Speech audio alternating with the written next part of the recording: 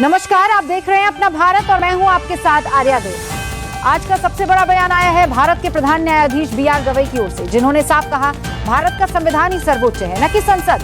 क्या ये लोकतंत्र के तीनों स्तंभों के बीच संतुलन की नई व्याख्या है? चलिए सीधे रुख करते हैं हमारे संवाददाता राजीव त्यागी का, जो अमरावती से हमारे साथ जुड़ रहे हैं। जी आर्या, बिल्कुल ये बयान आया है आज सुबह अमरावती में आयोजित एक सम्मान समारोह में, जहां प्रधान न्यायाधीश बी.आर. गवई अपने गृहनगर पहुंचे थे।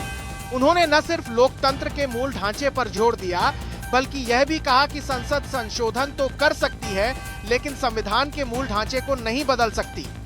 राजीव, क्या उन्होंने सीधे तौर पर संसद की सर्वोच्चता पर सवाल उठाए?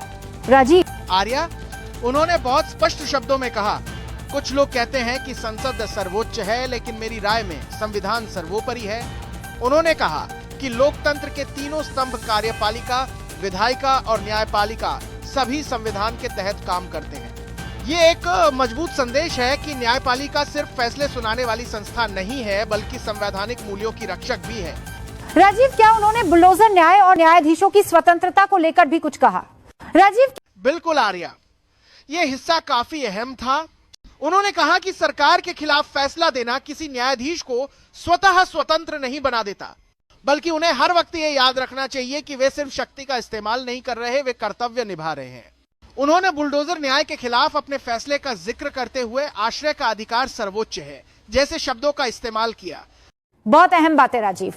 तो क्या ये बयान आने वाले समय में न्यायपालिका बनाम विधायिका के बहस को फिर से हवा दे सकते हैं? बिल्कुल आर्या, यह बयान न सिर्फ कानूनी बल्कि राजनीतिक हलकों में भी हलचल मचा सकता है।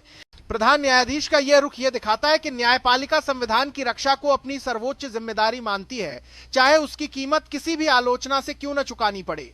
बहुत बहुत धन्यवाद राजीव इस अहम जानकारी के लिए। तो दर्शकों, आपने सुना, भारत के मुख्य न्यायाधीश ने एक बार फिर संविधान को लोकतंत्र का असली संरक्षक बताया है। अब देखना होगा कि देश की राजनीति इस बयान को कैसे लेती है। नमस्कार।